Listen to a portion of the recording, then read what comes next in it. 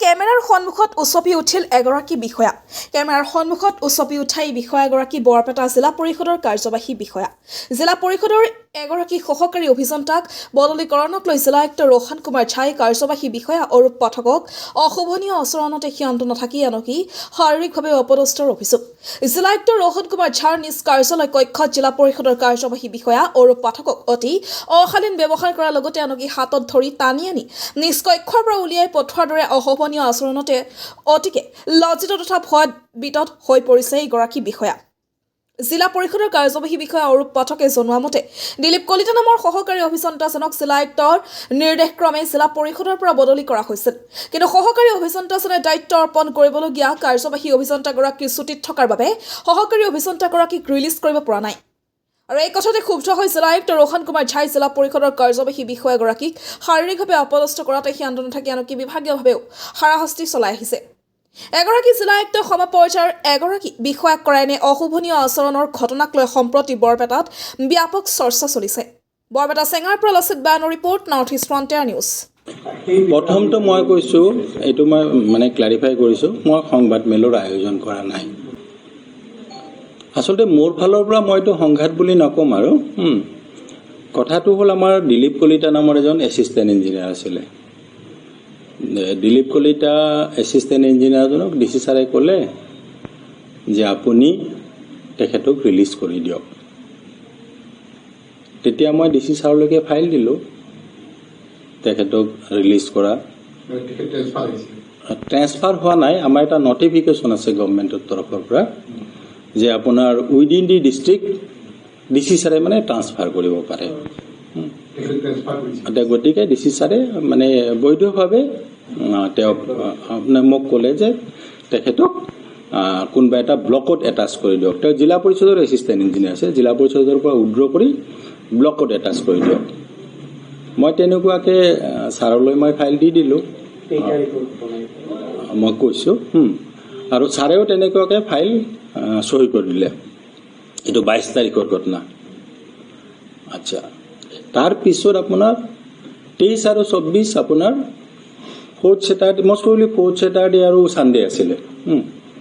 আৰু 25 আৰু 26 মই লিভত আছিলোঁ। মই কমিশ্যনাৰ মেডামৰ পৰা মই লিভ লৈছোঁ, লিভত আছিলোঁ। তাৰপিছত আপোনাৰ আমাৰ একে সময়তে বজালীত DLMC মিটিং আছে। মই বজালী জিলা পৰিষদৰ চিও বৰপেটাৰ উপৰিও তাত 29 তাৰিখে আছিলে মিটিংখন।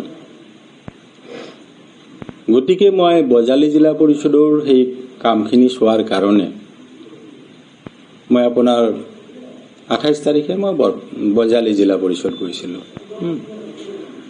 আৰু তাৰ আগদিনাখন আমাৰ এখন VC আছিলে কমিশ্যনাৰ বাইদেউৰ পৰা। সেই VCখন অৱশ্যে মই এটেণ্ড কৰিব নোৱাৰিলোঁ, মোৰ গা অত্যন্ত বেয়া আছিলে। মই ইয়াতে আছোঁ। এতিয়া যিহেতু বজালীত DLMC মিটিং 29 তাৰিখে আছে, গতিকে 28 তাৰিখে মই গৈ তাত গোটেইখিনি আমাৰ ৰিপৰ্ট বনাব লাগে, কিবা কিবি কৰিব লাগে, সেইখিনি মই কৰিলোঁ। সেইখিনি কৰি চৰি 28 তাৰিখে মই তাতেই থাকিলোঁ আৰু বজালীত ৰাতি থকা নহয়, অফিচৰ কাম চাম কৰিলোঁ। 29 তাৰিখে আমাৰ অনাৰেবল গাৰ্জেন মিনিষ্টাৰ, তেওঁ বৰপেটা জিলাৰো চাৰ্জত আছে আৰু বজালী জিলাৰো চাৰ্জত আছে। গতিকে 29 তাৰিখে তেওঁ প্ৰথমতে বৰপেটা জিলাত আহিলে আৰু পিছবেলা বজালী জিলাত আমাৰ ডিষ্ট্ৰিক্ট লেভেল এডভাইজৰী কাম মনিটৰিং কমিটিৰ মিটিং আছে, DLMC মিটিং। গতিকে মই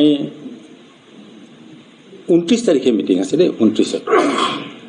গতিকে মই যিহেতু দুয়োখন জিলাৰে চিও চাৰ্জত আছোঁ, 29 তাৰিখে ৰাতিপুৱা মই ইয়াতে থাকিলোঁ আমাৰ ছাৰৰ মিটিঙৰ কাৰণে।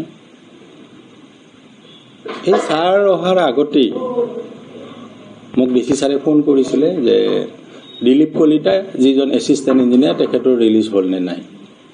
মই ক'লোঁ ছাৰ তেখেতৰ ৰিলিজ হোৱা নাই। তেতিয়া ছাৰে সুধিলে কিয় হোৱা নাই। তেতিয়া মই ক'লোঁ ছাৰ একটো মই ব্যস্ত আছোঁ, আৰু 2 নম্বৰ তেওঁৰ অৰ্ডাৰটো দিছিলে যে দিলীপ কলিতাই আপোনাৰ আমাৰ ধ্ৰুৱজ্যোতি নাথক চাৰ্জ দিব, এক্সিকিউটিভ ইঞ্জিনিয়াৰক। আৰু ধ্ৰুৱজ্যোতি নাথ আপোনাৰ ছুটীত আছে, মেডিকেল গ্ৰাউণ্ডত ছুটীত আছে।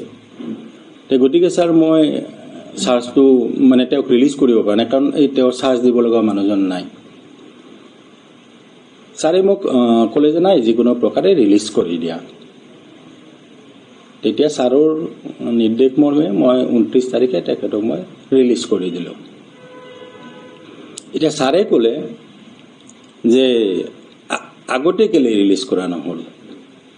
মই ছাৰক ক'লোঁ যে এইটো কাৰণতে ৰিলিজ কৰা হোৱা নাই, তেওঁ যাক চাৰ্জ দিব তেওঁ নাই। এই কথাতে মানে ছাৰে চাগে অকণমান খং উঠিলে চাগে ছাৰৰ।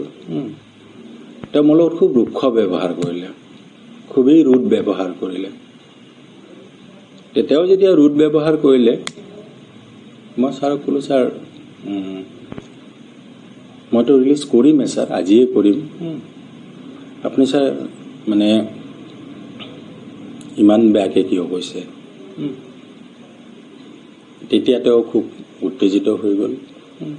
উত্তেজিত হৈ তেওঁ মোক get out from here, get out from here. তেওঁ বেল মাৰিলে, তেওঁ ছিকিউৰিটিক মাতিলে। ছিকিউৰিটিক মাতিলে তেওঁ হিন্দীতে কৈছে, মোৰ হিন্দীটো সিমান ভাল নহয় বাৰু। এনেকৈ কৈছে যে ছিকিউৰিটি উচকো নিকালো ৰে নিকালো ৰে, তেনেকুৱাকৈ কৈছে আৰু মোক ওলাই যাবলৈ কৈছে। মই তেতিয়াও ছাৰক কৈছিলোঁ বোলে ছাৰ ইমান খং নকৰিব, আপুনি অকণমান ভালকৈ কওক ছাৰ। আৰু মইতো ছাৰ ইতিমধ্যে আজি ৰিলিজ কৰিমেই ছাৰ, ছেইম ডে। তাৰপিছত তাতে মই আকৌ কৈছিলোঁ ছাৰ মই পঞ্চায়ত ইলেকশ্যনৰ কিবা এটা কথা লৈ আপোনাৰ লগত আলোচনা কৰিবলৈ আহিছিলোঁ।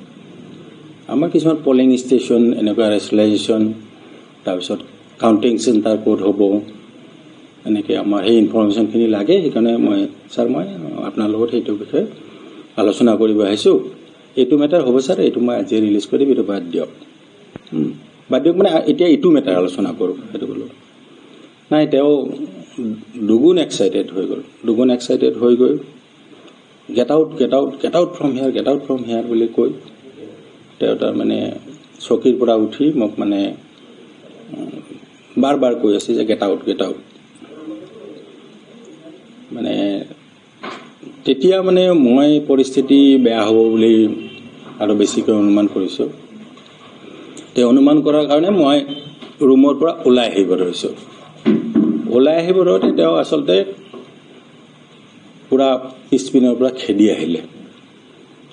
আহি মই দৰ্জাখন জাষ্ট খুলিছোঁ ডিচি ছাৰৰ ৰুমত, তেওঁ পিছপিনৰ পৰা খেদা মাৰি আহি জাষ্ট দৰ্জাখন খোলাৰ লগে লগে মই ওলাই আহিম। তাৰমানে মোৰ আচলতে ৰিয়েলি বহুত ভয় লাগিছিলে তেতিয়া।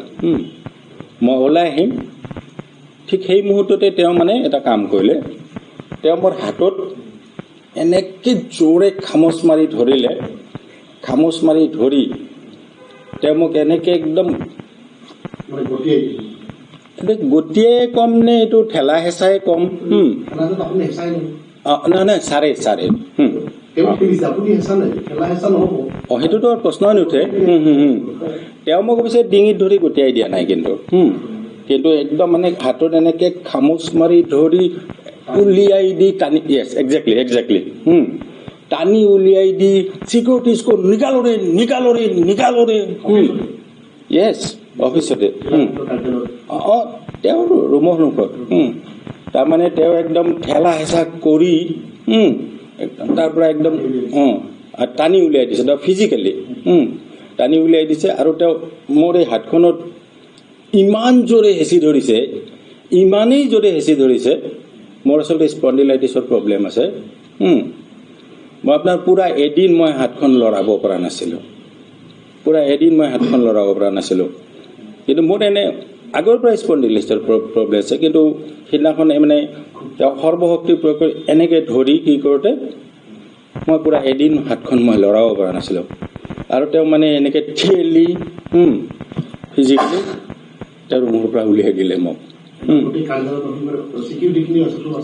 আছে আছে, ছিকিউৰিটিখিনি আছে, বাহিৰা পাব্লিকো আছিলে, আৰু তেওঁৰ চিঞৰ বাখৰত তাতে বহুতখিনি মানুহ জমা লাগিছিলে।